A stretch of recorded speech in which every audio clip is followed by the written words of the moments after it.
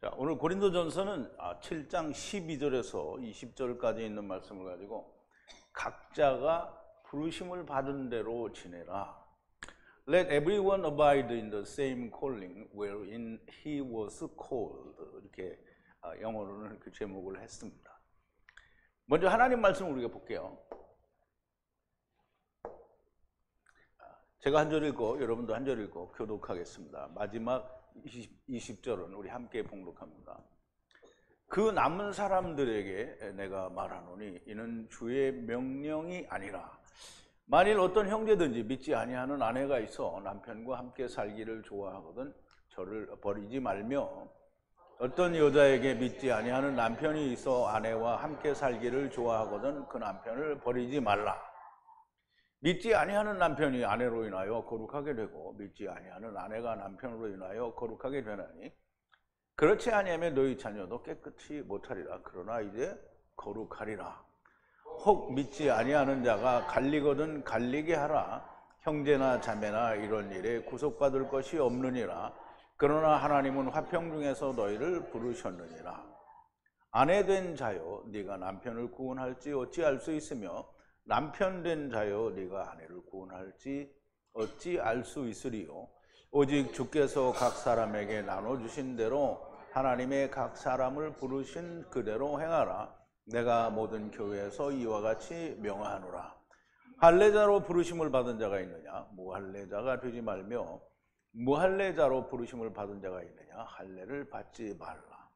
할례를 받는 것도 아무것도 아니요 할례 받지 아니하는 것도 아무것도 아니로되 오직 하나님의 계명을 지킬 따름이니라. 각 사람이 부르심을 받은 그 부르심 그대로 지내라. 아멘. 우리 잠깐 기도하겠습니다. 사랑이시며 긍휼과 인애이시고 우리를 데리고 오시고 또 우리를 데리고 가시는 우리의 아버지 하나님께 감사와 찬송과 영광을 돌립니다.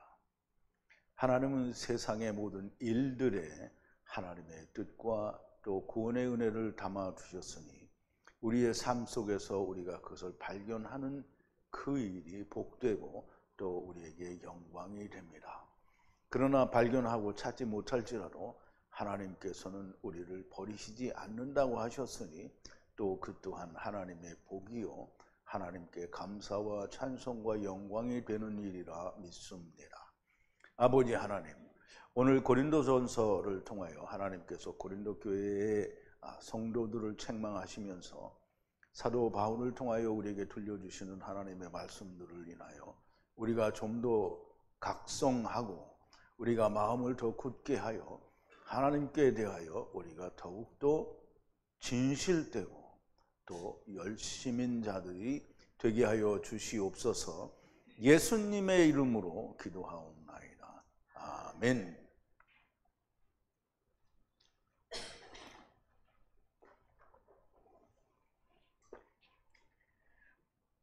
자, 이제 우리가 각자 부르심을 받은 대로, 그러면 이제 우리가 이 생각을 할 때, 나는 이렇게 부름을 받았고, 나는 이렇게 부름을 받았고, 저 사람은 저렇게 부름을 받았다. 세상 교회에서는 다 그렇게 얘기하죠. 근데 부르신 것은, 하나님이 우리를 부르신 것은 딱 두 가지에 해당합니다. 하나는 카탄으로 부르신 것이요, 하나는 가돌로 부르신 것입니다. 그거는 누구에게든지 상관이 없이 해당이 되는 거예요. 즉 다시 말하면 물고기든지 짐승이든지 새든지 그리고 사람에게든지 다 동일하게 적용이 되는데, 다만 말을 할 수 없는 짐승들에게는 좀 더 오래 기다려야 하는 그런 좀 핸디캡이라고 할까요? 그런 게 있는 거죠. 그런데 역시 이 메시아 왕국에 들어갈 때 많은 해결점이 있고요. 또 예수님이 오셨을 때 많은 해결점이 있습니다. 그러므로 피조물들에게는 약점일 수 있으나 그러나 하나님께는 모든 피조물들이 다 공평한 거예요. 왜냐하면 사람은 사람이기 때문에 더 유리하여 더 많이 믿는다고 하면 이 피조물로 온 것은 약간 약점이 될 수 있어요. 그런데 피조물이나 사람이나 말을 할 수 없는 베헤마나 말을 하는 사람이나 똑같이 안 믿기는 똑같단 말이죠. 그럼 이제 우리가 노아의 홍수 때 8명이죠. 가나안 땅에 들어갈 때 2명이죠. 또 예수님이 오셨을 때 내가 세상에 올 때 너희 가운데서 믿음을 보겠느냐 하시죠. 그리고 또 장차 예수님이 오실 때에 노아의 때와 같다고 하셨어요. 그러니까 이게 짐승이라고 해서 더 약점일 수는 없는 거예요. 사실 사람이 짐승은 짐승이니까 그렇지만 사람은 사람인데 귓구녕도 있고 보기도 하고 다 하는데 왜 못 알아듣냐 이렇게 하면 사람이 더 책망을 많이 받아야 되겠죠. 자, 이제 각자 부르신 그 부르심에 대해서 우리가 좀 자세히 알아보기 전에 우리가 어제 나눈 말씀을 좀 되새김을 해보겠습니다. 바울이 쓴 글에 음행에 대하여, 즉 간음에 대하여 말을 하는 것이 있는데요. 남자가 여자를 가까이 앉는 것이 좋다라고 했어요. 그런데 사람마다 음행, 다시 말하면 바울은 이 정당한 남녀 간의 잠자리 문제도 사실은 음행이라는 범위 안에서 이야기를 하고 있는 거예요. 연고로 모두 자기의 아내를 가지고 모두 자기의 남편을 가지라. 그래서 이렇게 해서 자기의 아내와 남편을 가지고 있을 때는 음행이 되지 않습니다. 그런데 남편이 없고 아내도 없는데 말하자면 다른 여자나 남자와 잠자리를 같이 갖게 되면 음행이 된단 말이에요. 그러니까 그렇게 하지 말고 각자의 아내와 남편을 가지라는 거예요. 남편은 아내에게 부부의 의무의 빚을 지불하라. 또 마찬가지로 아내도 남편에게 그렇게 하라는 거죠. 아내는 자기 몸에 권세가 없고요. 남편에게 있으며 남편도 자기 몸에 권세가 없고 아내에게 그 권세가 있다는 거예요. 그러면 우리는 모두가 다 남자는 아내에게 속한 자요. 아내의 권세 아래에 있는 거예요. 그럼 아내가 권세를 허락을 해준다고 해서 다른 여자에게 갈 수 있는 거 아니에요. 권세는 허락해 줄 수 있는 권세가 아니에요. 이거는 허락해 줄 수 없는 권세. 남자도 마찬가지죠. 남편이 아내에게 그럼 너는 갔다 와 이거 안 되는 거예요. 권세는 놓아줄 수 있는 권세가 아니에요. 버릴 때에는 버리는 권세는 있어요. 그런데 그냥 버리는 게 아니고 이혼 증서를 써주니까 이 남자든 여자든 헤어질 때 다른 여자나 남자에게 가질 수 있도록 이제 조치를 취하고 서로 버릴 수 있으면 버리게 되면 됩니다. 아내는 자기 몸에 권세가 없고 남편에게 있으며 그리고 남편도 자기 몸에 권세가 없다. 이 말이 이제 그 말이죠. 아내에게 있다는 거죠. 이 말은 아내는 자기 마음대로 다른 남자에게 갈 권세가 없고 남편이 아내에 대하여 권세가 있다는 것이요. 이와 같이 남편도 자기가 임의로 다른 여자에게 갈 권세가 없다는 것이고 아내가 남편에 대하여 권세가 있다라는 말입니다. 그래서 서로 빼앗지 말라라는 말은 이제 원치 않는 데에 강제로 이제 관계를 갖지 말라 이런 뜻이죠. 만약 아니라면 그렇지 않다면 합의하여 여가를 즉 어떤 틈을 가지라는 거예요. 금식과 기도를 위하여 그렇게 하라는 거죠. 그리고는 금식과 기도가 일정한 기간을 지나서 끝났으면 다시 합치라는 거예요. 너희의 절제할 수 없음을 인하여 사단이 너희를 시험하지 않도록 합치라. 이건 너무 물리적이고 이 사람의 도덕적으로도 이렇게 돼야 되니까 너무 쉽게 이해가 되죠. 그리고 이제 말하는 것은 권면이지 명령은 아니다. 지금 이제 바울이 이야기하는 것은 명령은 지금 주의 명령은 아니고 자기가 권면하는 거다라는 얘기를 하는 거죠. 근데 자기의 경우를 들어서 이야기를 하는 겁니다. 모든 사람이라는 말은 남자나 여자나 다 동일하게 이야기하는 거겠죠. 과부들도 다 혼자 살으라고 얘기를 하니까 남자나 여자나 동일하게 말하는 건데요. 나 자신과 같이 되기를 원하노라. 그럼 자기 자신과 같이 되라는 말은 이미 앞서서 너희는 나를 모방하라 그랬거든요. 카피하라, 즉 본받으라 이렇게 얘기를 했으니까 그 믿음에 대해서는 당연히 이 모방, 카피, 즉 본받는 것을 해야 되는데 이것도 할 수 있으면 너희들이 그렇게 하라는 거예요. 그게 뭐냐면 혼자 사는 걸 말하는 거죠. 그러나 모두 자기의 하나님의 은사가 있느니라. 어떤 이는 이렇고 어떤 이는 저러하니라. 그래서 혼자 살 수 있는 사람은 혼자 살 수 있는데 다 그게 되는 건 아니니까 이런 사람도 있고 저런 사람도 있다는 거예요. 그래서 바울은 결혼하지 않고 하나님의 일에 전념하는 것을 본받으라는 거예요. 주님도 나면서부터 고자된 자가 있고, 물론 나면서부터 고자가 됐으면 불능한 사람이면 할 수가 없는 거죠. 그런데 사람이 만든 자도 있다는 거죠. 이제 환관을 얘기하는 거고요. 스스로 하나님의 나라를 위해 된 자도 있다는 거죠. 말하자면 고자가 된 자도 있다는 건데요. 이것은 우리가 고자를 해서 거세된 거를 말하지 않고요. 그냥 혼자 사는 거를 말한다라고 얘기할 수 있어요. 그래서 아마 사도 바울은 여기에 해당하는 것으로 보이겠죠. 혼인하지 않는 자와 과부들에게 말하되, 이게 혼인을 안 했어요. 남자라 여자라 혼인을 안 했는데, 그리고 또 과부가 있어. 그럼 이제 그 사람들한테 얘기하는데, 너희가 혼자 사는 게 좋다는 거예요. 우리 하준호 형제님이 그걸 알았으면 아마 안 갔을 건데, 그때는 몰랐어요. 그래서 혼인하지 않은 자들과 과부들에게 말하는데, 지금과 같이 그냥 혼자 야사부는 산다는 거예요. 고한다, 혼자 살으라는 거예요. 절제할 수 없거든. 그런데 절제할 수 없거든. 모르죠. 하준호 형제님도 절제할 수가 없어서 결혼을 했는지도 몰라요. 없거든. 혼인하라. 불태우는 것보다 결혼하는 것이 나으니라. 이 불태운다라는 말은 그 용광로 불 같은 데다가 그 모든 걸 재련하는 걸 말해요. 그래서 이게 그냥 불태운다라는 말이 그냥 자기 혼자 막 그 정욕을 불태우는 이런 게 아니고요. 하나님의 말씀이 용광로 속에서 재련내는 것만큼이나 이게 어려운 거라는 거예요. 그래서 그 불태우려는 그것보다는 그러면 정욕을 이길 수 없거든 결혼을 하라는 거예요. 혼인한 자들에게 명하노니, 이게 혼인한 사람들에게는 이제 주의 명령이다라고 명령을 하는 거예요. 내가 아니요 주시라 이렇게 얘기죠. 여자는 남편에게서 갈리지 말라는 거예요. 그럼 여자는 남편에게서 갈리지 말라. 그럼 남편이 여자를 내쫓는 거는 남편이 나는 너 싫어졌어. 어떤 사람들처럼 그래. 난 너 싫어졌어. 헤어져. 이렇게 하면 안 된다는 거예요. 분명히 주님이 뭐라냐, 음행의 연고 이외에 아내를 버리는 자는 간음하는 거라고 했거든요. 그런데 갈리게 되는 이유는 뭐냐면, 여자가 물리적으로는 우리가 다른 남자하고 바람을 폈다고 할 수 있는데, 믿음 안에서 볼 때는 같은 주님을 섬기다가 나는 이것도 들어보아야 될 거야. 그래서 다른 데를 가보면 어떻게 해요? 간음한 거잖아요. 그러면 음행이니까 어떻게 해요? 갈리게 되면 갈리게 되라는 게 나와요. 이제 그런데 갈리게 되더라도 혼인하지 말라는 거예요. 그리고 혹 그 남편과 다시 화합할 기회가 있으면 화합을 하라는 거예요.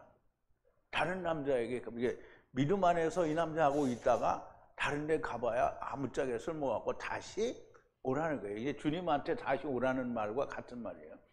자, 이제 오늘 본문 12절에 들어와서요. 그런데 남은 사람들에게 내가 말하노니, 이거는 주의 명령이 아니다 라고 했어요. 그럼 이제 남은 자들은 어떤 자들이냐? 이제 먼저 하나님 말씀을 우리가 좀 볼게요. 만약 어떤 형제에게 믿음이 없는 아내를 가졌는데 그녀가 그와 함께 살기를 만족해 하거든 그녀를 버리지 말며, 그랬어요. 버린다라는 말은 버려둔다는 거예요. 아피엠이라고 해서 그냥 버려두는 걸 말하는데요. 그런데 남아있는 사람들에게, 다른 사람들, 남아있는 다른 사람들에게 내가 말하노니, 그런데 주님은 아니라는 거예요. 누가 말한다는 거예요? 바울이 말하는데 주님이 말하는 게 아니라. 만약 형제가 아내가를 가졌는데, 어떤 아내냐면 신앙이 없는, 이게 믿음이 없는 아내를 가졌어요. 그런 경우 얼마든지 있을 수 있죠. 그리고 그녀가 만족해해요. 그와, 즉 남편과 함께 사는 거를 좋아한단 말이에요. 그러면 뭘 하지 말라? 버리지 말라는 거예요, 그녀를. 그럼 이제 이게 무슨 말인지 쉽게 이해되죠. 믿음 안에 있는 형제가 혼인을 했는데 이 여자는 남편이 믿는 하나님을 안 믿어요. 이거 교회를 말하는 게 아니에요. 지금 참 하나님에 대해서 얘기를 하는 거예요. 그냥 교회에 예수 믿는 사람들 이거 아니에요. 진리를 알고 있는 남편에게 진리를 알지 못하는 아내가 있을 수 있다는 거예요. 근데 이 아내가 남편하고 사는 거를 좋아해요. 그러면 버리지 말라는 거예요. 근데 아내가 싫어해. 그래서 가겠대. 그러면 보내라는 거예요. 그러면 보내라는 거예요. 아, 그래도 어떻게 주님이 헤어지지 말라 그랬는데 어떻게 보내? 아니요, 여기 보내래요. 보내래요. 사도 바울이 보내도 된대요. 사도 바울은 성령이 충만한 사람이잖아요. 그러니까 버려도 괜찮다는 거예요. 왜? 간다니까. 간다니까. 간다면 얼른 보내요. 근데 기다리라는 말씀도 있어요. 무조건 버리라는 게 아니고. 자, 이제 남은 사람이란 믿음 안에서 만난 부부를 말하고요. 믿음 안에 있다가 혼자 된 과부를 말하고요. 믿음 안에서 아직 혼인하지 않은 사람들을 말을 했고, 그 사람들이 아닌 다른 사람들을 뭐냐면 믿음 안에 있는 자와 믿음이 없는 자와의 관계를 두고 얘기를 하는 겁니다. 믿음 안에서 혼인하지 않은 자와 과부, 그리고 혼인한 자들 외에 믿음이 없는 자와 관련된 사람이라는 뜻이에요. 그래서 이제 형제라고 얘기했잖아요. 그러니까 우리 형제는, 그러니까 우리가 하나님 말씀 믿는 사람들은 성경에서 말하는 그 단어의 개념을 분명하게 알고 있어야 돼요. 그럼 지금 사도 바울이 형제라고 말을 하는 사람은 예수 그리스도 안에 있는 사람을 말하는 거예요. 근데 이 사람이 믿음이 없는 사람과 혼인할 수 있어요. 그래서 그런 경우를 말하는 거고요. 어떤 형제에게 믿음이 없는 아내가 있는데 그와 함께 사는 것을 만족해 하거든 그녀를 버리지 말라는 거예요. 자, 이제 13절인데요. 이와 반대되는 경우를 말하는 거예요. 그리고 어떤 아내가 믿음이 없는 남편이 있는데, 그리고 그가 그녀와 함께 살기를 만족해 하거든 그를 버리지 말라 그랬어요. 자, 여자가 신앙이 없는 남편을 가졌어요. 그리고 남편이 만족해 해요. 함께 사는 거를, 누구와? 그녀와 함께 사는 거를 만족해요. 그러면 그를 버리지 말라는 거예요. 그녀가 그를 떠나지 말라는 거예요. 여기 레터라고 되어 있는데 이건 아니고요. RPM인데 버리지 말라는 거죠. 남편을 버리지 말라는 거예요. 자, 이제 우리가 이 경우에도, 뭐 남편인 경우에도 마찬가지겠지만, 아내 된 자가 처음부터 하나님 말씀에 들어있는 사람일 수도 있고요. 나중에 믿음 안에 들어왔는데 남편은 안 들어오는 경우도 있을 수 있는 거 아니에요. 그래서 아내가 믿지 않는 남편을 가지고 있을 수 있는데 그 남편이 아내를 좋아해요. 그런데 맨날 두들겨 패고 너하고 같이 안 살고 싶어. 그러면 얼른 보내라는 거예요. 맨날 나를 찢고 뽑고 못 살게 구는데도 주님이 우리 그리스도 안에서 이건 이혼하면 안 되니까. 어디 그렇게 했어요? 성경에 바울이 얘기했잖아요. 그러면 아직 가라는 얘기는 안 나왔어요. 보내라는 얘기 조금 이따 나와요. 그런데 버릴 수 있다는 얘기를 조금 이따 할 거예요. 그런데 남편이 좋아하면 그러면 그냥 버리지 말고 살으라는 거예요. 아무튼 남편이 그녀와 사는 것을 좋아하면 절대 버리지 말라는 거예요. 자, 이제 그 이유를 설명을 하는데요. 믿지 않는 남편이, 14절이에요. 믿지 않는 남편이 아내 안에 거룩하게 되고, 믿지 않는 아내가 남편 안에 거룩하게 되고, 그로 인하여, 이게 이제 우리말 번역에는 조금 잘못됐는데요. 그로 인하여 불의한 자녀들이 이제 거룩하리라, 이렇게 되어 있어요. 이제 우리말 번역에는 거룩하게 되나니 그렇지 아니하면 너희 자녀도 깨끗이 못하리라. 그러나 이제 거룩하리라, 이렇게 되어 있는데요. 너희 그러니까 한 사람이, 그러니까 아버지나 어머니나, 즉 남편이나 아내가 믿음이 있어요. 그러면 같이 잘 살면, 아내가 거룩해지면, 그럼 같이 남편과 같은 신앙을 가지게 되면, 그러면 아이들은 몰라요. 안 믿잖아요. 그럼 아이들은 말하자면 신앙이 없을지라도 부모에 의해서 거룩하게 될 수도 있다라는 거예요. 거룩하게 되겠다라는 이 단정적인 말이 아니고요. 거룩할 수도 있다라는 거죠. 이게 그래서 좀 이따 보면 너희가 어떻게 아느냐 이 말을 하게 되는 거죠. 자, 이제 우리가 이 말을 한번 볼게요.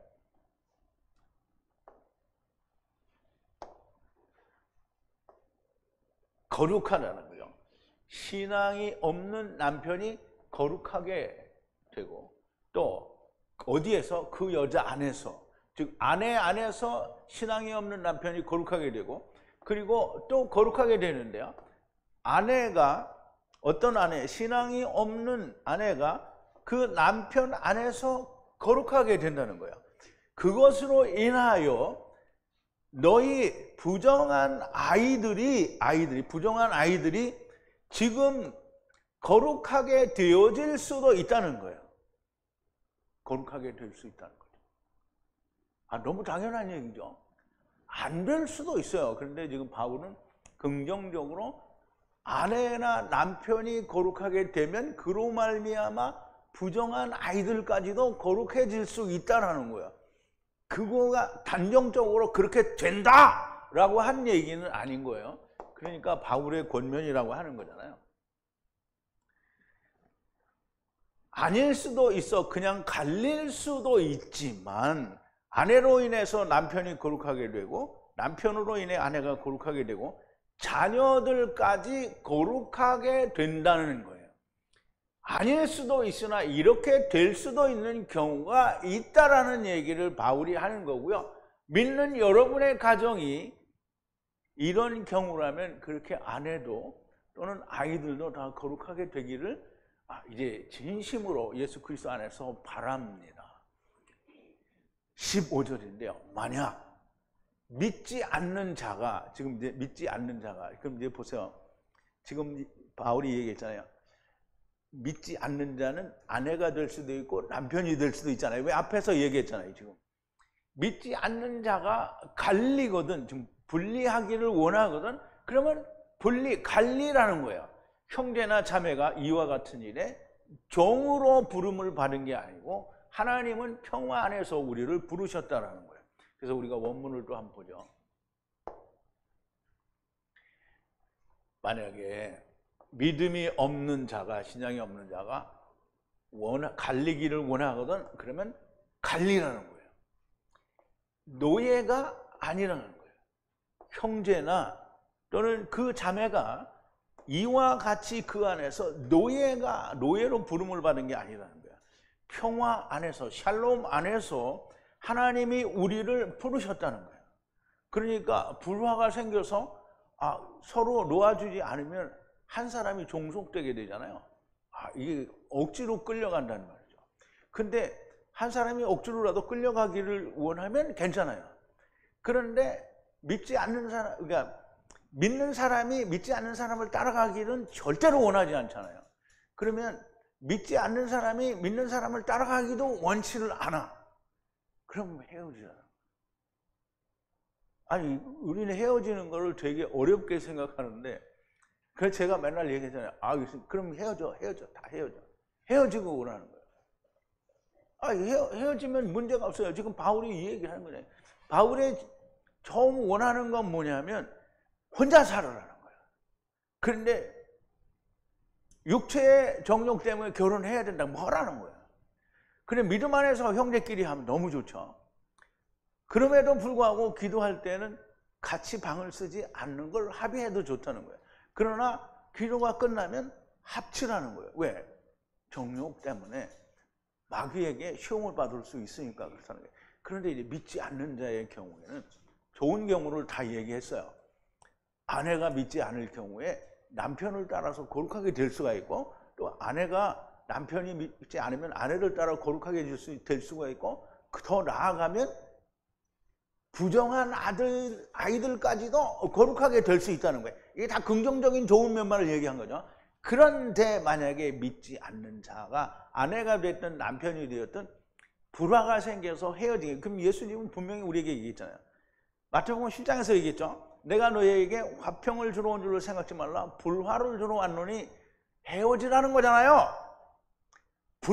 분리하라는 거예요. 이게 지금 분리하라는 거예요. 지금 바울이 예수님이 하신 얘기를 하는 거예요. 분화하러 왔다는 거예요. 분리하라는 거예요. 그래서 갈리기를 원하면 갈리라는 거예요. 누가? 예수님이 이야기한 거예요. 근데 거기에 바울이 더하여 확실하게 말하는 거예요. 갈리게 되면 갈리라는 거예요. 우리가 누구에게 종속되기 위해서 부름을 받은 게 아니라는 거예요. 우리는 화평을 위하여 부름을 받았다는 거예요. 화평 안에서 부름을 받았으니까 우리가 모든 다른 사람과도 화평해야 되는 거잖아요. 그래서 우리가 예배들을 하는 거잖아요. 베냐민을 하는 거란 말이죠.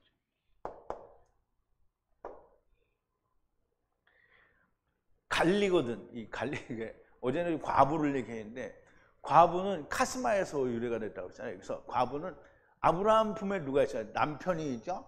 과부는 큰 구렁 밖에 음부에 있는 상태를 과부라고 하는 거예요. 남편과 떨어졌잖아요. 그러면 이 과부는 뭘 구해야 돼요?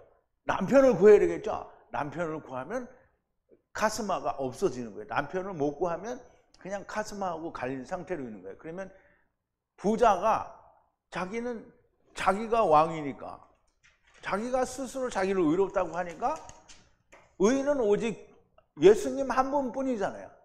근데 자기가 의롭다고 하니까 자기는 남자라는 거잖아요. 근데 예수님 앞에서 자기는 남자가 아니에요. 과부인데 자기가 과부인 줄 모르는 거예요. 그러니까 과부로 음부에 가 있는 거예요. 무슨 말인지 이해됐어요?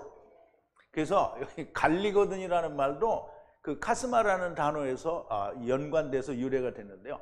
큰 구렁을 사이에 두고 갈리는 걸 말하는 거예요. 그럼 아브라함 품에서 갈리게 되면 무조건 큰 구렁 사이에서 갈리는 거예요. 이런 일에 노예가 되지 말라. 그냥 갈라지려거든 그냥 갈리라고 하는 거예요.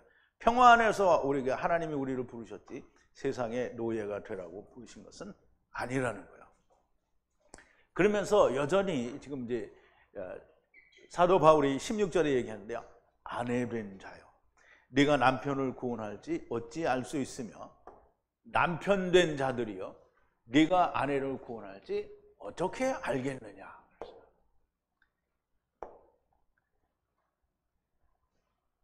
아내 된 자들이요, 어떻게 알겠느냐. 만약 남편을 구할지 어떻게 아느냐 네가, 또는 어떻게 알겠느냐 남편들아, 만약 아내를 구원할지 너희가 어떻게 알겠느냐. 그럼 이제 아까 처음에 얘기한 대로 믿지 않는 아내나 남편이 같이 살기를 좋아하면 같이 살게 하라는 거예요. 왜냐하면 그로 인하여 거룩하게 될지 네가 어떻게 아냐, 지금 그 말을 하는 거예요. 앞에서는 무조건 그냥 같이 살으라고만 말을 했는데 거룩하게 될 것이다 라는 얘기를 했잖아요. 근데 여기서는 안 될 수도 있지만 그렇게 될 수 있는데 네가 그걸 어떻게 아느니까, 모르니까 어떻게 그냥 살으라는 거예요.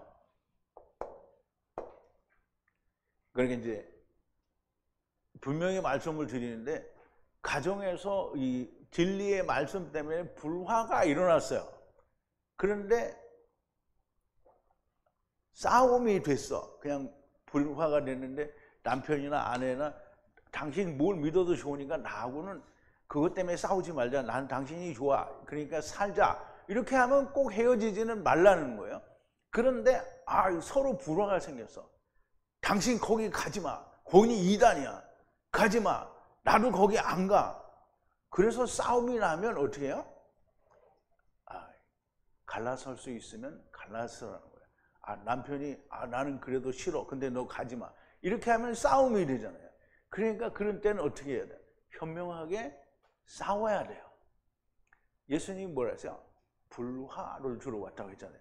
그러니까 불화를 주러 왔는데, 불화하고 있는데 그거를 참고 살고 있으면 자기는 스트레스 받고 온갖 질병이 생기고 자기도 죽어요.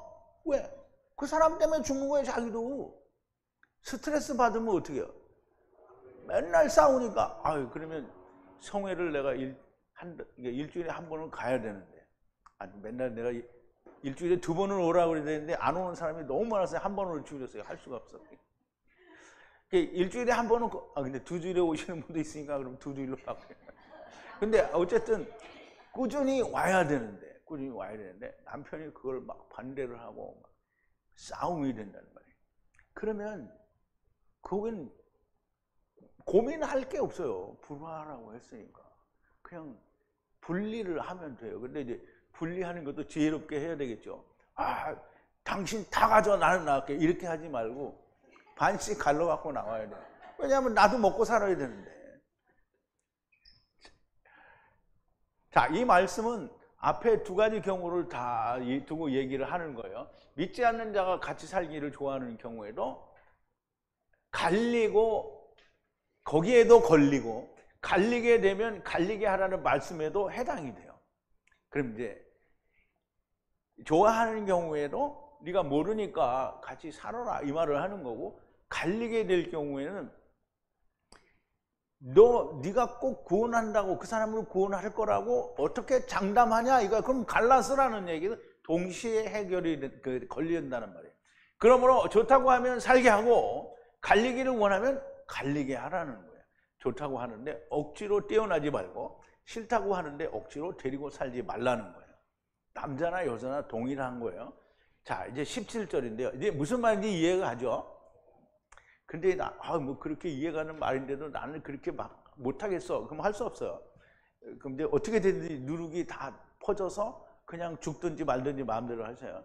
17절인데요. 하느님께서 모두 분배하신 것이 아니냐. 주님의 부르신 것과 같이 모두 걸으라. 그래서 교회 안에 이같이 모두 명하노라 그랬는데요.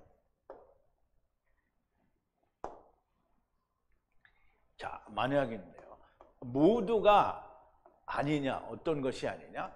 분배하신 것이 아니냐. 그러면 이제 하나님이 분배하셨다라는 거예요. 하나님이 분배하신 건데요. 모두 분배하신 것이 아니냐. 그러면 이제 하나님이 분배하신 것과 모두는 같은 거예요. 이게 가치는 모두는 하나님의 분배예요. 근데 그렇게 한 게 아니냐 이렇게 했으니까 질문하는 거잖아요. 모두 같이예요. 똑같이. 모두는 부르신 거예요. 누가? 주님이 부르신 거예요. 그러니까 주님과 함께 걸으라는 거예요. 그리고 교회 안에 모두에게 이거를 명하는 거예요. 주님과 함께 걸으라고 명하는 거예요. 근데 이제 이 말을 우리가 잘 이해를 해야 됩니다. 분배하신 대로 걸으라 그랬는데요. 하나님께서 분배하신 대로 주님이 부르시는 대로 행하라는 건데요. 우리는 하나님께서 우리를 어떻게 분배하셨는지 모릅니다. 여러분들은 알아요. 그런데 세상은 하나님께서 어떻게 분배하셨는지, 분정하셨다는 말과 같은 말인데요. 분배하셨는지 나누셨는지 모른다라는 거예요. 그러므로 부르신 대로 행하라. 내가 억지로 꿰맞추려고 하지 말라는 것이고요. 혹은 겉모양을 위하여 자기를 바꾸지 말라는 것입니다. 지금 현재의 모습으로 주님께 속한 자가 되면 되는 겁니다. 그럼 지금 현재의 모습은 이방인은 이방인의 모습으로, 할례자는 할례자의 모습으로 주님 안에 들어가면 된다라는 거예요. 그래서 18절에 얘기하는 건데요. 누가 할례자로 부름을 받았느냐? 무할례자가 되지 말라. 누가 무할례자로 부름을 받았느냐? 할례를 받지 말라는 거예요.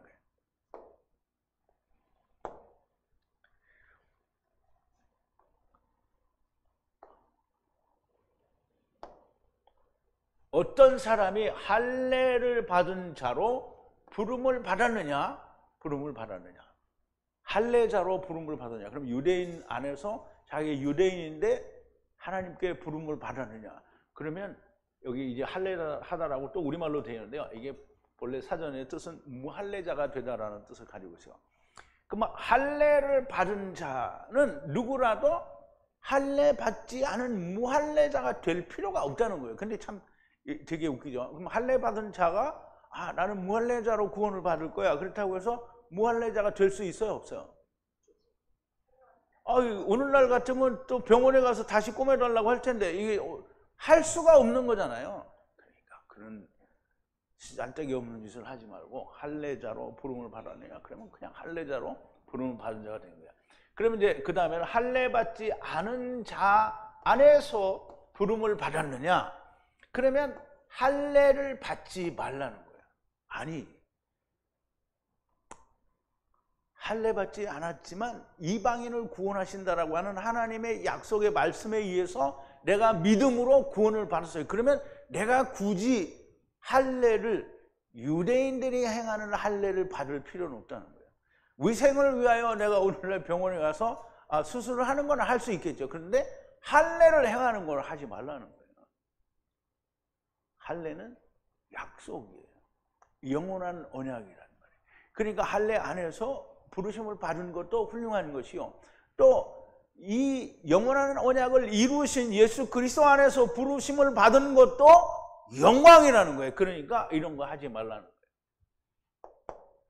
그러니까 부르심을 받은 대로 이제 그 안에 거하라는 거예요. 할례자 곧 유대인으로 부름을 받았으면 그냥 그렇게 부름을 받은 것이고요.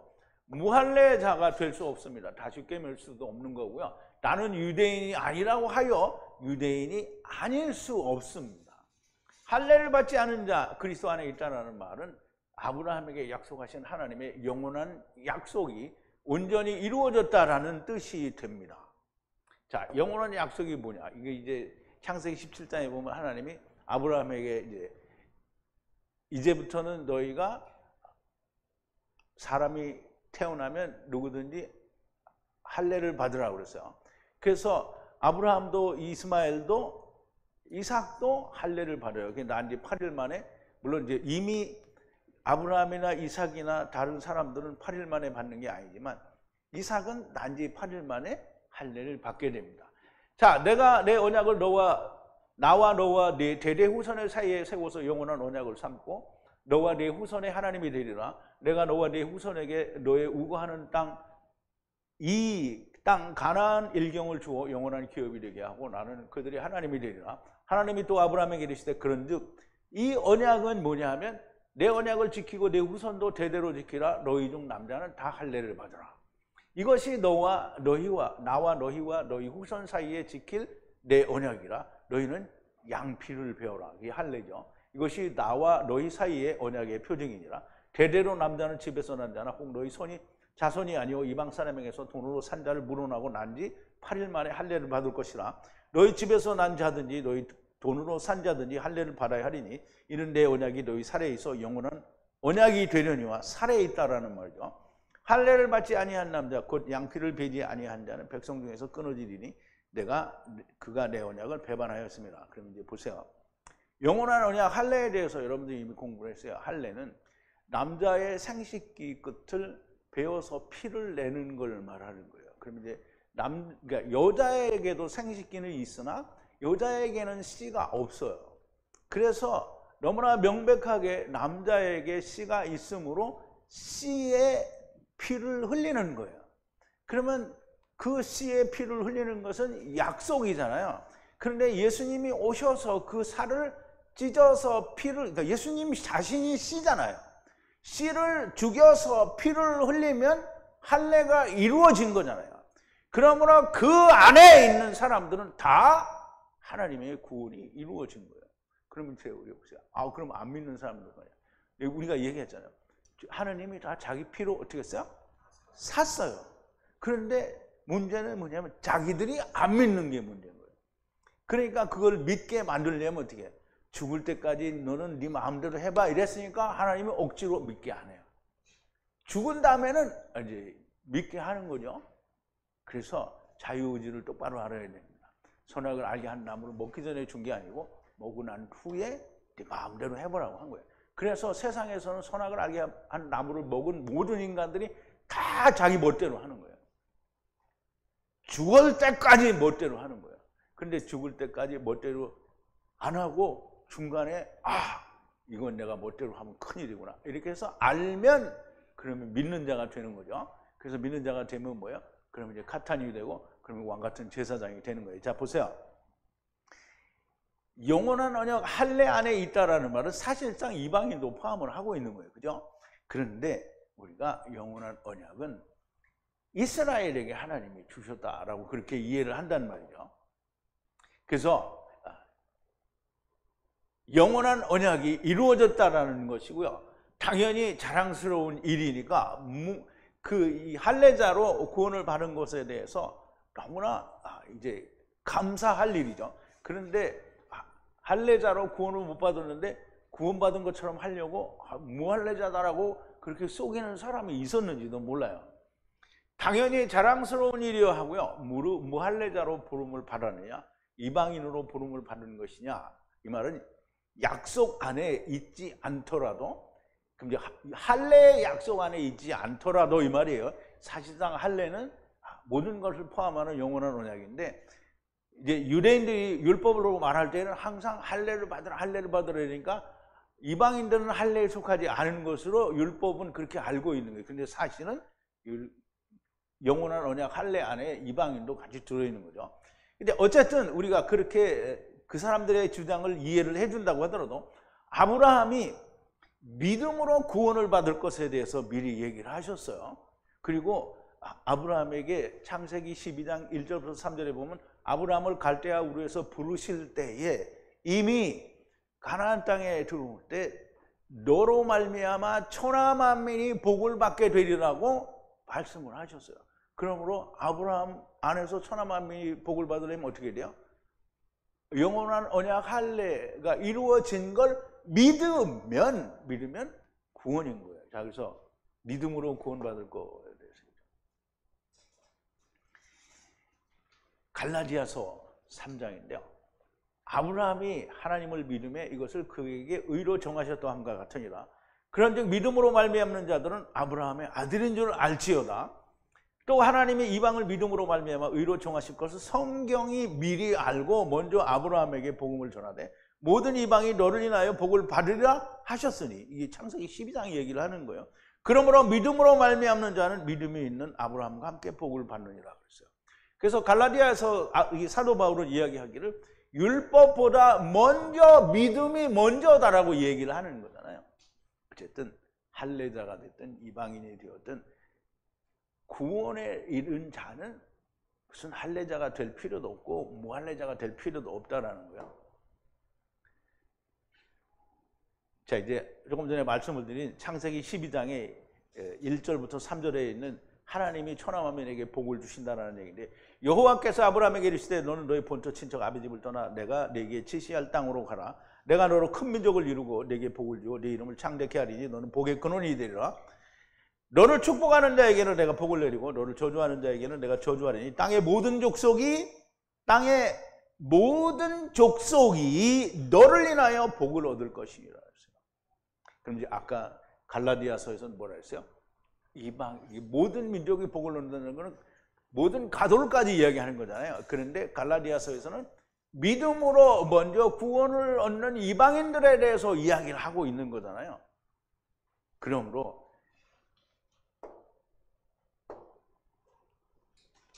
이방인이 되었든 유대인이 되었든 그리스도 안에 들어왔으면, 믿음 안에 들어왔으면 그냥 부르신 대로 구원을 받는 거예요.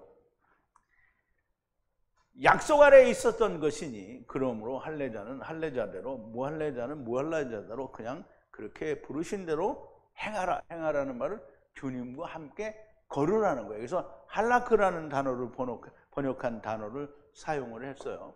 자, 19절인데요. 할례를 받는 것도 아무것도 아니요 할례 받지 않는 것도 아무것도 아니다. 그러나 하나님의 명령 계명을 지키는 것이라 그랬어요. 할례 받는 것도 아무것도 아니다 하는 거예요. 아무것도 여기 갇혀서 아무것도 아니라는 거예요. 그리고 할례 받지 않은 것도 아무것도 아니라는 거예요. 그런데 둘 다 아무것도 아니면 뭐가 문제냐? 하나님의 계명을 샤마로 지키는 게 문제라는 거예요. 하나님의 말씀을 그냥 그대로 믿는 게 그게 문제인 거지, 할례 받았으니까 구원은 아니라는 거예요. 하나님이 할례를 받으라고 했으면 할례의 의미를 알고 믿으면 구원이죠. 할례의 의미도 모르잖아요. 그러면 유대인들은 할례의 의미가 모르니까 맨날 예수 그리스도를 믿는 안디옥 교회나 갈라디아 교회나 에베소 교회나 무슨 모든 교회마다 쫓아다니면서 할례 받으라 율법을 지키라는 거예요. 할례의 의미를 모르는 거예요. 할례의 의미를 모르는 건 오늘 교회가 몰라요. 모르지. 지금은 아는 사람이 한두 사람 생겼을는지 모르죠. 왜냐하면 내가 할례를 다 설명을 해줬거든. 그런데 여전히 신학이나 교회는 할례가 지금 뭔지 몰라요. 11조 맞추면 지옥 간다 그러면 지금도 쌍수를 들고 지랄하고 쫓아올 텐데, 할례가 뭔지 모른다 그러면 진짜 자기들이 몰라. 할례가 뭔지. 이제 할례를 지금도 포경수술이다 이렇게 말하는 사람도 많아요.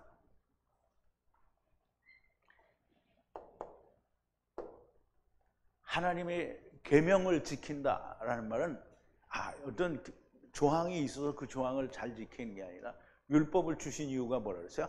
허물을 깨달으라고. 그 율법을 잘 지켰어요. 허물을 깨달아서. 그럼 뭘 줘요? 생명을 주죠. 그거 계명을 지키는 거예요. 자, 이 계명을 지킨다라는 말은 첫사람 아담 안에서 데리고 오신 자들을 나중 사람 아담이 다 데리고 가신다라는 하나님의 대전제, 곧 하야 아세르 하야 안에서는 할례나 무할례나 아무것도 아니라는 거예요. 먼저 천하만민의 실패. 그럼 천하만민의 실패는 우리는 이게 유대인들의 실패가 먼저인 줄 알고 있는데 이 천하만민의 실패가 먼저예요. 왜냐하면 노아의 홍수 때 다 죽었잖아요. 노아의 홍수 때 실패를 했단 말이죠. 그래서 노아의 홍수가 먼저 모든 천하만민들의 실패예요. 사람이 땅 위에 번성하기 시작할 때 그들에게서 딸들이 나니, 그럼 사람만 딸을 낳았어요. 사람이 딸을 낳았다는 건 전부 여자만 낳았다는 거잖아요. 이게 그 말이 아니고요. 사람이 자식을 낳잖아요. 전부 딸인 거예요. 왜냐하면 다 시집가야 되니까. 하나님의 아들들이 사람의 딸들의 아름다움을 보고 자기들이 좋아하는 모든 자로 아내를 삼으리라. 그럼 이제 여기서 하나님의 아들들이 이건 하나님의 아들들은 뭐예요? 이게 뭐 타락한 천사다, 뭐 범죄한 천사다. 범죄한 천사는 자기가 범죄한 천사인데 무슨 하나님의 아들이라는 것은 하나님의 약속 안에 들어가 있는 사람을 말하는 거예요. 그러면 오늘 우리가 유대인들과 이방인에 비추어서 말할 때 하나님의 약속 안에 있는 사람들은 유대인들이에요. 그러니까 하나님의 유대인들에게 뭐냐면 너희 이방과 교제하지 말라고 했거든요. 그런데 하나님의 아들들이 사람의 딸들이라서요. 그럼 이제 약속 안에 있는, 그러면 약속 안에는 전부 아들만 나오고 여자는 안 나와요? 다 나와요. 여자도 나온다는 거예요. 사람의 딸들의 아름다움을, 그 사람의 딸들이 예쁘고, 저기 어떤 사람처럼 뭐 미스 코리아나 무슨 유니버스나 이런 사람 엄청 이쁜 사람들이 있어서 아름다움을 보고 변한 게 아니고요. 사람의 딸들의 생각이 너무 편하고 좋은 거예요. 왜? 이렇게 하나님을 믿으면 된다. 그래서 자기의 좋아하는 모든 자로 아내를 삼았어요. 그러면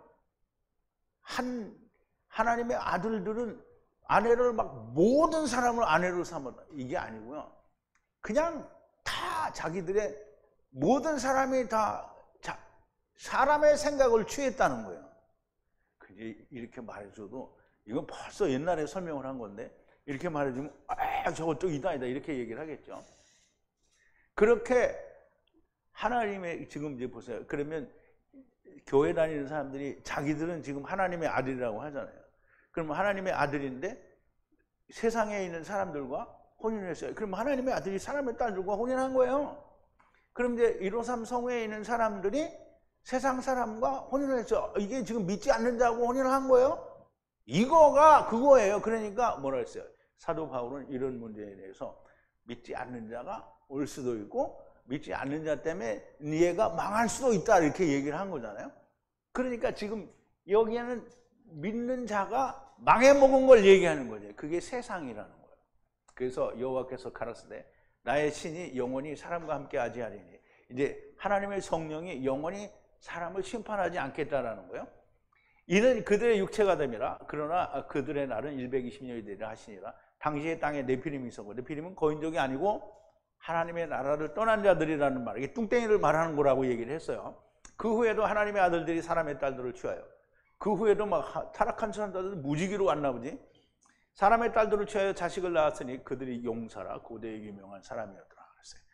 여호와께서 사람의 죄악이 세상의 관용함과 그 마음의 생각에 모든 계획이 항상 악하니 보심을 아시고 땅 위에 사람 지으셨음을 한탄하사 마음에 근심하고 아시고 가라사대 나의 창조한 사람을 내가 체면에서 쓸어버리되 사람으로부터 육축과 기는 것과 공중의 새까지 그리하리니. 물고기는 안 들었죠? 그러면 생각하죠. 왜 물고기는 안 들었을까? 물고기는 물에 살기 때문에 안 죽어요. 그것을 지었습니다. 그리고 한탄하시니라 그랬어요. 그러면 노아 시대 때 사람들이 먼저, 즉 천하 만민이 먼저 하나님 앞에 실패를 한 거예요. 그리고 그 뒤에는 유대인의 실패를 보여줬어요. 유대인의 실패는 뭐예요? 그러니까 처음에는 노아가 천하만민이 망했어요. 왜? 선악을 알게 하는 나무를 먹고 너 마음대로 해봐 이렇게 했는데 망했잖아요. 그래서 하나님이 어떻게 유대인들을 택하셔서 어떻게 율법을 줬잖아요.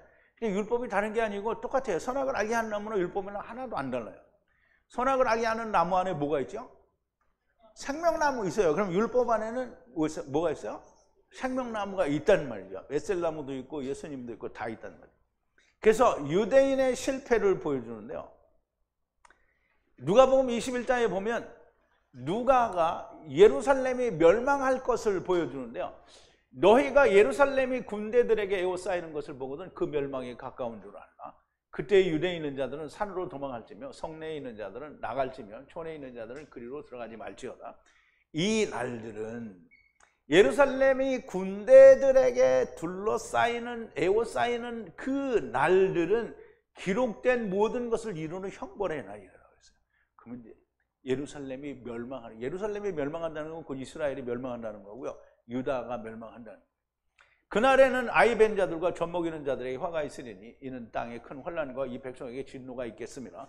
저희가 칼날에 죽임을 당하여 모든 이방에 사로잡혀 가고 예루살렘은 이방인의 때가 차기까지 이방인들에게 짓밟히리라. 이제 이게 사도행전에서 이야기하는 이스라엘이 이방인의 때가 차기까지 주님은 내가 돌아와서 이스라엘을 즉 다윗의 무너진 장막을 다시 세운다라는 말을 하셨다라는 얘기가 나와요. 그래서 이 말을 우리가 잘 이해해야 됩니다.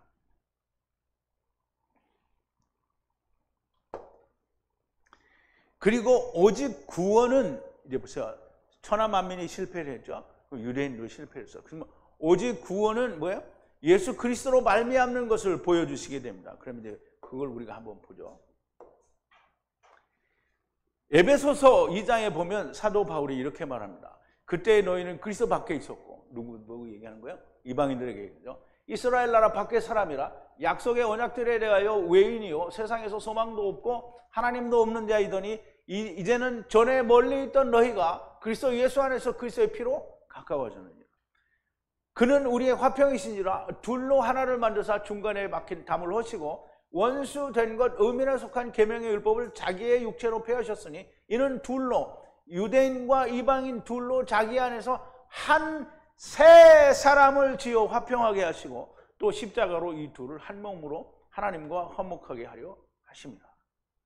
원수된 것을 십자가로 소멸하시고 또 오셔서 먼 데 있는 너에게 평안을 전하고 가까운 데 있는 자들에게 평안을 전하셨으니 이는 저로 말미암아 우리 둘이 한 성령 안에서 아버지께 나아감을 얻게 하려 하심이라.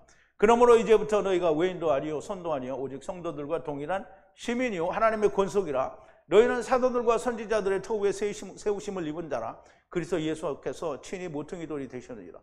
그의 안에서 건물마다 서로 선결하여 주 안에서 성전이 되어가고 너희도 성령 안에서 하나님의 거하실 처소가 되기 위하여 예수 안에서 함께 지어져 가느니라 그랬어요. 그러면 유대인과 이방인의 둘이 다 똑같이 오직 예수 그리스도를 믿는 믿음 안에서 구원을 받게 된다는 얘기를 사도 바울이 성령님과 함께 선포하는 겁니다.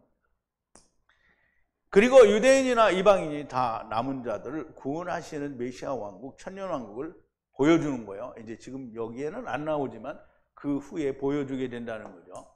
자, 20절인데요.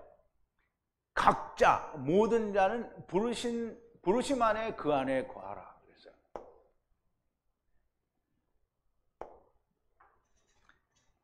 여기 이제 모두라는 말은 그냥 콜이나 이런 단어가 아니고요. 각자라는 거예요. 각자. 그래서 영어로는 everyone이라고 얘기를 했고요. 그래서 각자, 모든 각자예요. 그래서 모든 자는 통틀어서 말을 해도 되는데 부르심을 받은 자가 다 각기 다르기 때문에 모든 자가 라고 얘기를 하는 거예요. 각자가. 소명 안에서 부르심을 받은 소명 안에서 야샤브 거하라는 거예요. 그러면 이제 부르심이라는 말은 소명이나 여기 부르심이라는 말은 거의 같은 말입니다. 그래서 둘 다 카라를 히브리어 카라를 번역한 단어가 되는데요.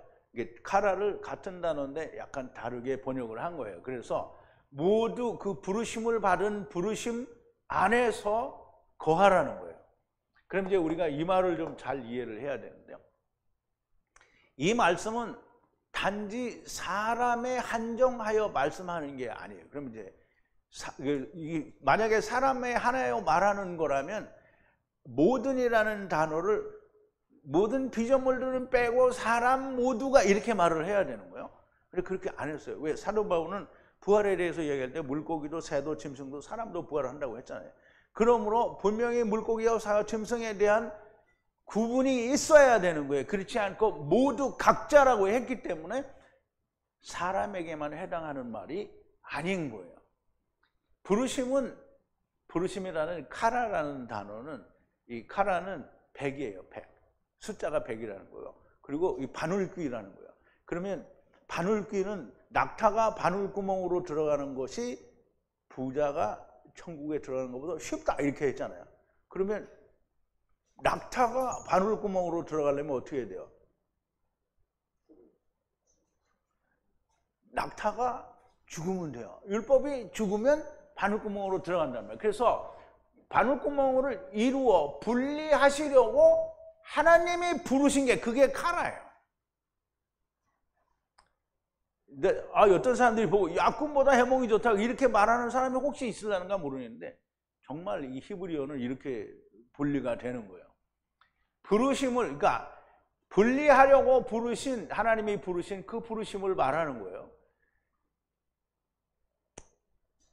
우리 창세기 보면 여호와 하나님이 아담을 보시고 뭐라 하냐면 첫사람 아담을 지으시고 사람이 독처하는 것이 어떻게 선하지 않다. 그래서 독처는 홀로라는 거예요. 그러면 아담이 왔는데 아담 안에 온 걸 꺼내야 돼요, 다. 그래서 돕는 배필이라고 하는데 돕는 배필이 아니고 에제르죠. 에제르를 이제 아담 안에서 꺼내는 거예요. 근데 에제르를 먼저 뭘 꺼내냐면 물고기는 이미 나왔잖아요. 그러니까 물고기 꺼내는 건 얘기를 안 해요. 그 다음에 각종 들짐승과 새와 이 가축들을 꺼내는 거예요. 근데 이것들은 말을 못 하잖아요. 그러니까 찾을 수가 없어요. 그래서 에제르를 찾을 수 없으므로 누가? 아담이 찾을 수가 없다는 거예요. 그러므로 사람이 말이 통하는 사람을 만드는데 그게 여자예요. 그러니까 에제르, 즉 하나님의 도움이 필요한 모든 존재가 에제르예요. 그게 다 여자예요. 세상에 온 모든 네피시 하인은 물론 암컷 수컷으로 오고요, 남자와 여자로 왔어요. 메일과 피메일로 왔으나 모두가 다 하나님 앞에서는, 아담 앞에서는 다 여자인 거예요, 여자. 그래서 보세요, 여호와 하나님이 가라사대 사람을 독초하는 것이 좋지 못하니 내가 그를 위하여 돕는 배필을, 그러니까 에제르를 지으리라 하시니라. 여호와 하나님이 흙으로 각종 들짐승과 공중에 각종 새를 지으시고 아담이 어떻게 이름을 지나 보시려고 그것들을 그에게로 이끌어 이르시니 아담이 각 생물을 부르는 바가, 일컫는 바가 아니고요, 부르는 바가 카라가 그 이름이라 그랬어요. 아담이 모든 육축과 공중의 새와 들의 모든 짐승에게 이름을 주니라. 아담이 돕는 배필이 없으므로, 이 말은 돕는 배필 에제르를 찾을 수 없으므로, 이 말이에요. 찾을 수 없으므로. 여호와 하나님이 아담을 깊이 잠들게 하시니 잠들매 그가 갈빗대 하나를 취하고 살로 대신 채우고. 그럼 갈빗대 하나는 다른 한편을 말해요. 다른 한편. 갈빗대는 이게 여기 있는 뼈 하나를 얘기하는 게 아니고요. 그 전에 이제 누가 그러면 아담의 뼈가 없어졌으니까 그러면 사람은 원래 뼈가 갈비뼈 하나 없어야 되지 않냐 이렇게 얘기하니까 어떤 과학자 그 교수가 얘기했어요. 사람이 손가락이 잘리면 다음에 태어날 아이는 손가락이 없이 태어나느냐 이렇게 말을 했대요. 그러니까 이게 굉장히 훌륭한 답인 것 같아요. 그런데 갈빗대라는 말 자체는 뭐냐면 아담이 한편이고요, 나머지 모든 자들은 다른 한편이에요. 그래서 옆구리와 다른 옆구리를 말하는 거지 갈빗대를 말하는 게 아니에요. 자, 이제 깊이 잠들게 하시며 그가 갈빗대 하나를 취하고 살로 대신 채우시고 여호와 하나님이 아담에게 취하신 그 갈빗대로 여자를 만드시고 그를 아담에게로 이끌어오시니 아담이 이르되 가로되 이는 내 뼈 중에 뼈요 살 중에 살이라 이것을 남자에게서 취하였은즉 여자라 칭하리라 아니라 이러므로 남자가 부모를 떠나 그 아내와 연합하여 둘이 한 몸을 이룰지로다. 그러면 이제 물론 우리가 우리말 번역이나 그 원어를 볼 때 이 물고기와 새와 짐승과 사람은 분명히 갈빗대는 누구예요? 아담을 재우고 꺼냈잖아요. 그런데 사실은 그 앞에 있는 것도 다 아담에게서 꺼냈기 때문에 엘에제르가 되는 거지. 그냥 어떤 건 흙으로 안 지었어요. 창세기 1장에 보면 하나님이 사람을 지으시되 남자와 여자 자카르와 네케바로 지으셨다고 했어요. 그럼 이제 갈빗대 하나를 꺼냈다라는 거는 흙으로 된 그 안에서 다른 흙을 또 꺼냈다라는 얘기지, 아 갈빗대를 꺼내서 이걸로 이 말이 아닌 거예요.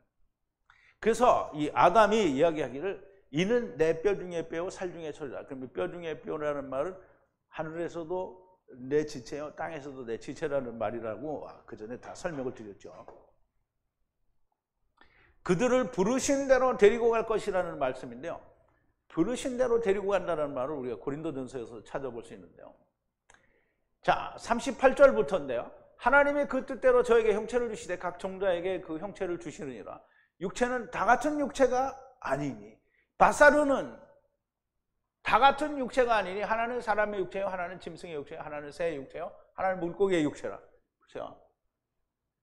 짐승이요, 하나는 새요, 하나는 물고기의 육체라. 분명히 얘기하죠. 하늘에 속한 형체도 있고 땅에 속한 형체도 있으니, 그럼 이제 하늘에 속한 형체는 뭐예요? 우리가 볼 수 없죠. 땅에 속한 형체도 있으니 그게 뭐예요? 우리 육신을 말하는 거죠. 하늘에 속한 자의 영광이 따로 있고 땅에 속한 자의 영광이 따로 있어요. 땅에 속한 자의 영광이 뭐예요? 그냥 우리가 세상에 태어난 그거를 말하는 거죠. 하늘에 속한 자의 영광이 뭐예요? 아버지를 알게 되면 영광이고요. 해의 영광도 다르며 달의 영광도 다르며 별과 별의 영광도 다른데 별과 별의 영광이 다르다 그랬어요. 그러면 하늘의 해의 영광과 달의 영광이 달라요. 그러면 이제 빛의 그림자이신 해가 빛으로 오신 것과 또는 다른 율법이잖아요.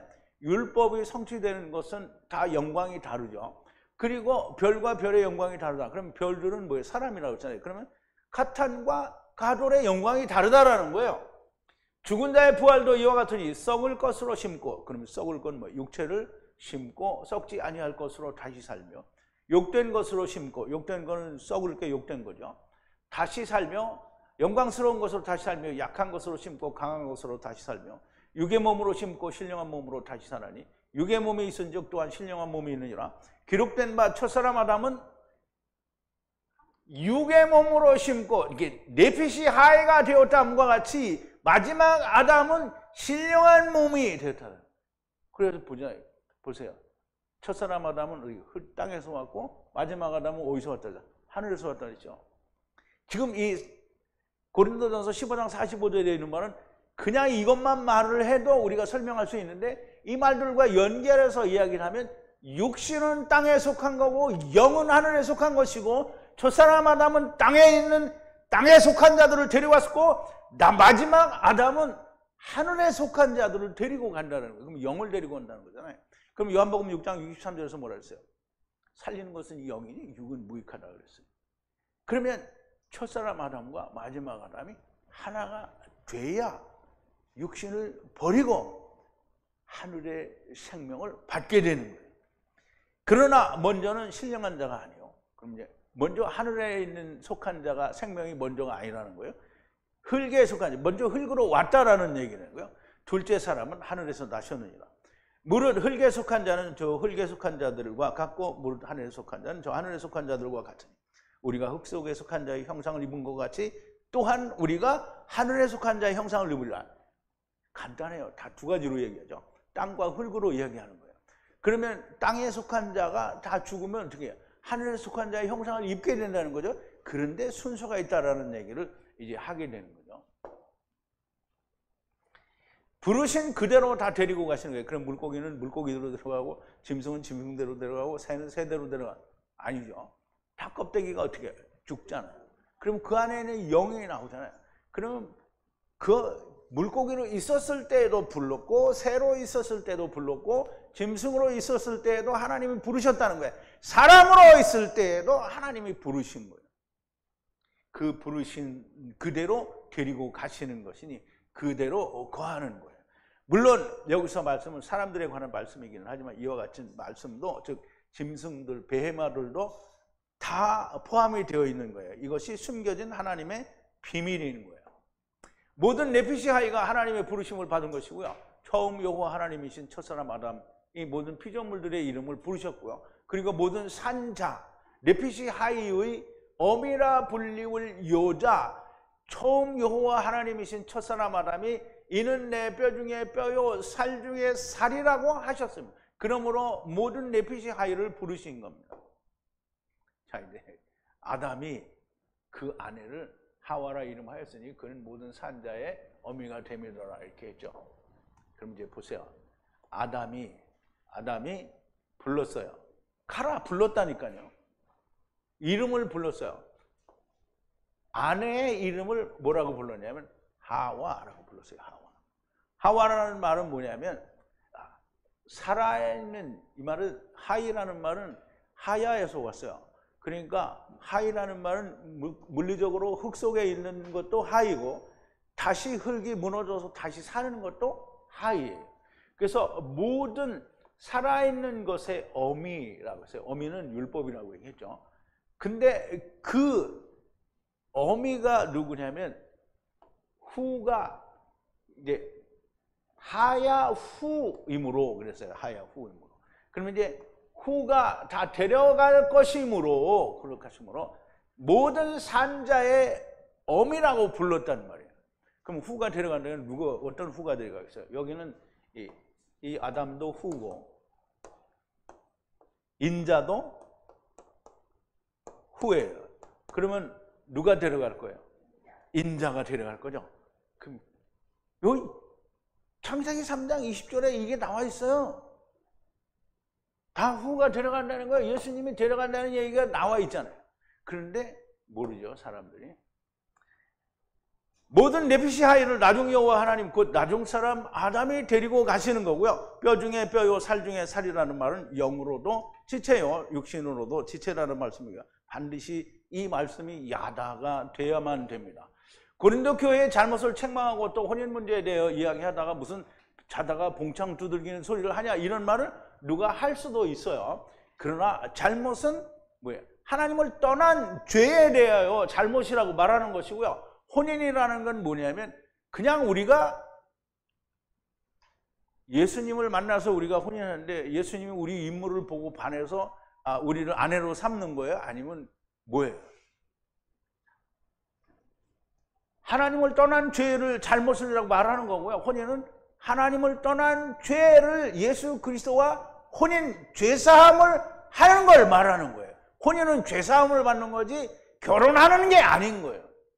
하나님께서 그러니까 결혼이라는 말 자체는 예수 그리스도로 말미암아 우리가 죄사함을 받았다라는 말이 그게 곧 혼인을 했다라는 말이 되는 거예요. 하나님께서 예수 그리스도께서 우리 죄를 사하시고 데리고 가시는 것이 혼인하는 것이고요. 곧 한 몸이 되시겠다라는 겁니다. 단지 사람과 혼인만을 이야기하는 것이라면 다른 네피시하이들은 어떻게 혼인을 하겠습니까? 그러니까 사람들의 생각은 무지한 거예요. 당신이 주님과 혼인할 때 세상의 아내를 얻어온 것처럼 당신이 주님께 그렇게 아내가 됐습니까? 죄사함을 받아서 아내가 된 거 아니냐고요. 남자와 여자가 하나가 되는 것을 통하여 하나님과 곧 예수 그리스도가 하나가 되는 모습을 설명하고 보여주는 것입니다. 땅의 것, 오직 육체적인 것만을 생각하는 자는 결단코 하나님의 나라를 유업으로 받을 수가 없습니다. 성령님의 들으시게 하시는 것이 없으면 아무것도 들을 수가 없습니다. 그냥 들리는 것이 아닙니다. 듣는다라는 말은 샤마라는 단어인데요. 성령과 말씀으로 안식으로 들어가는 것을 듣는다라는 것이 샤마가 됩니다. 그냥 소리가 들리는 것은 하나님의 말씀을 듣는 것이 아니고요. 이것을 성경을 그냥 소리가 들리는 것을 성경은 뭐라고 하느냐면 너희가 다 귀머거리요 또는 소경이라고 죽은 자요 문둥병자요 뭐 이런 걸 다 절름발이요 이렇게 얘기를 하시는 거예요.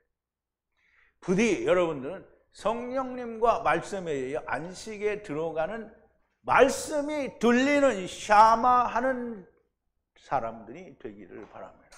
하늘의 소리가 들리는 분들이 되기를 바랍니다. 우리 기도하시겠습니다. 거룩하신 사랑이 많으신 우리 아버지 하나님, 감사와 찬송과 영광을 돌립니다. 오늘도 고린도전서를 통해서 하나님의 부르신 대로 거하라고 하시는 그 말씀을 통해서 또 부부관계의 일을 통해서 우리가 정말 많은 것을 배웠습니다.